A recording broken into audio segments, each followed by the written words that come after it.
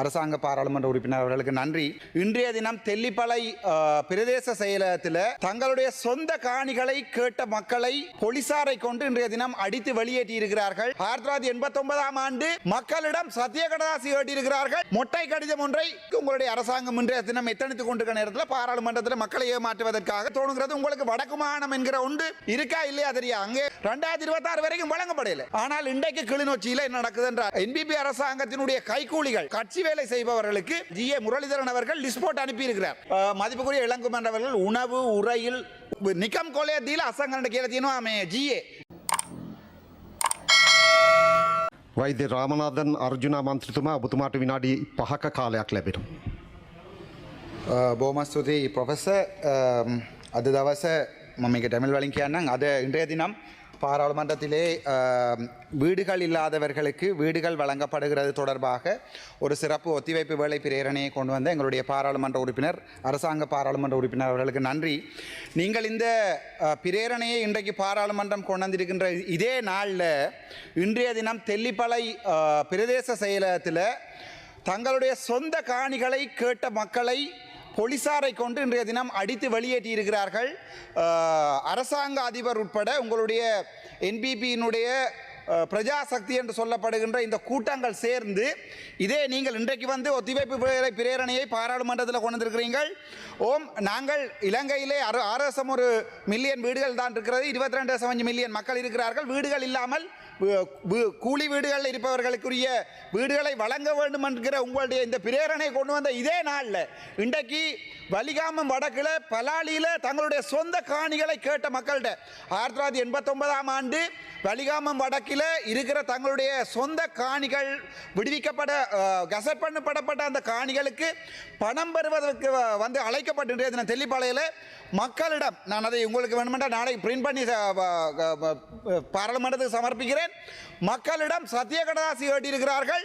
உங்களுடைய வீட்டை இந்த பணம் எந்த பணம் என்று எவ்வளவு பெறுமதி என்று கூட குறிப்பிடப்படாமல் அவர்களுக்கு உங்களுடைய காணிகளை தருவதற்கு சம்மதம் என்ற சத்திய கடதாசியை மொட்டை கடிதம் ஒன்றை எழுதி வேண்டுவதற்கு உங்களுடைய அரசாங்கம் இன்றைய தினம் எத்தனித்துக் கொண்டிருக்கிற நேரத்தில் பாராளுமன்றத்தில் மக்களை ஏமாற்றுவதற்காக வீடில்லாத மக்களுக்கு நாங்கள் வீடுகளை வழங்கப் போகிறோம் என்கிற இந்த ஒத்திவைப்பு வேலை பிரேரணையை நினைக்கின்ற போது எனக்கு சில நேரத்தில் என்ன தோணுங்கிறது, உங்களுக்கு வடக்கு மாகாணம் என்கிற ஒன்று இருக்கா இல்லையா தெரியா? அங்கே வலாலியிலே மக்கள் ஏற்கனவே 89 ஆண்டு 400 சொச்ச குடும்பங்களுக்கு வந்து 89 ஆண்டு அங்கே அந்த காணிகள் பறிக்கப்பட்டிருக்கிறது. அவர்களுடைய பணம் இன்று வரைக்கும் 2026 வரைக்கும் வழங்கப்படவில்லை.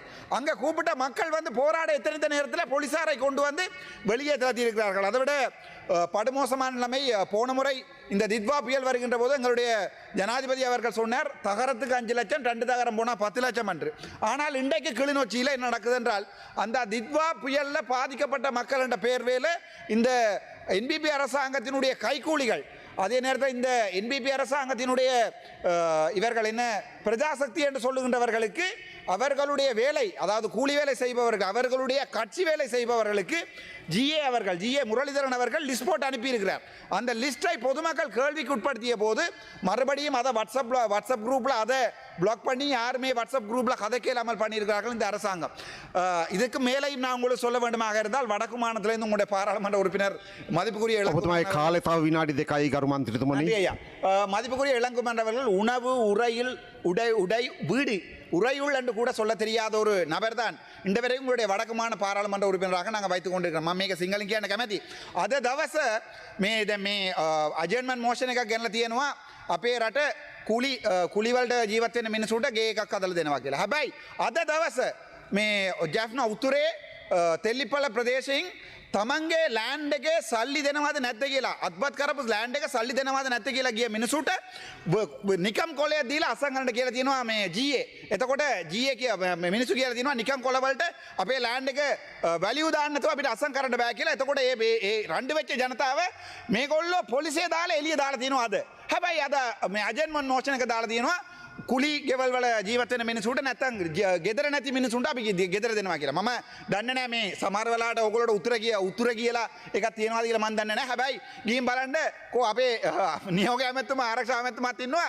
අවිල එක දවස් ප්‍රකාශ කරා කිසිම ජනතාව එතන උද්ඝෝෂණ කරේ නැහැ කියලා. මම නම් එක දවසවත් ගියේ නැහැ මේ ඔය උද්ඝෝෂණ වලට. හැබැයි මිනිස්සු හැමදාම අවිල්ලා උද්ඝෝෂණ කරනවා. උද්ඝෝෂණ කරන මිනිසුන්ට නිකන් අර අහුවට ඉන්න බෑ කියලා හට් එකක් අතපු එක ඒකත් ඕගොල්ලෝ අදගෙන එළියට දාලා පාරට දාලා කකුලින් මේවා කරලා තියෙනවා. ඊට පස්සේ ඒගොල්ලෝට වතුර දෙන්න කියලා වෝටර් ටැංක් එකක් තිබ්බා. ඒකත් ඕගොල්ලෝ පොලිසියෙන් ගිහිල්ලා වාහනේ දාලා අරගෙන ගිහිල්ලා තියෙනවා. ඒ තත්තර තමයි උත්තර තියෙන්නේ. හැබැයි ඕගොල්ලෝගේ ලොකු අපේ අන්රෝමාස දිසානායක ජනාධිපතිතුමා ආවිල්ලා ජම්බර් එකක් දාගෙන ගියා.